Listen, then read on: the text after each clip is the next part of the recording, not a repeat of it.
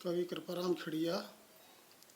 कवि परिचय। कवि कृपाराम खिड़िया का जन्म चारणों या भाटों की शाखा में हुआ।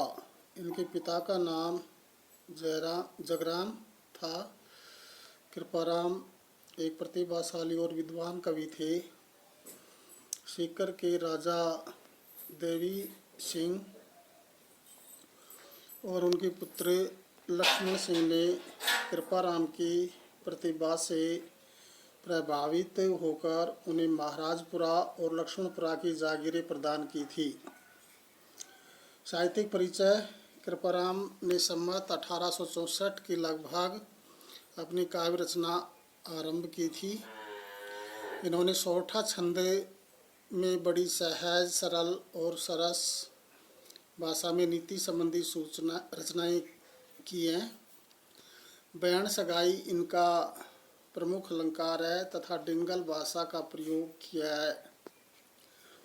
कृपाराम द्वारा रचित 3 ग्रंथ माने जाते हैं। राजियारा, सोरठा काव्य रचना है, चालक नयन से नाटक तथा एक अलंकारों से संबंधित ग्रंथ है। वर्तमान में केवल इनका एक ही ग्रंथ राजियारा सोरठा उपलब्ध है। पहला सोरठ है। गुण अवगुण जिण गांव सुनैन कोई सांभले, उण नगरी विच नाव रोही आछी राजिया। प्रसंग प्रस्तुत सोरठा हमारी पाठ्य पुस्तक क्षितिज में संकलित कवि कृपाराम खिड़िया द्वारा रचित सोरठों से अवतरित है।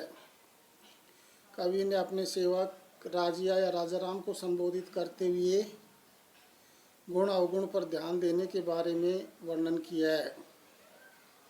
व्याख्या। कवि कृपाराम खिड़िया कहते हैं कि जिस गांव या समाज में कोई भी ध्यान नहीं देता हो और न उन्हें समझ पाता हो, उस गांव या समाज में रहने से तो निर्जन वन में रहना ही श्रेयस्कर है।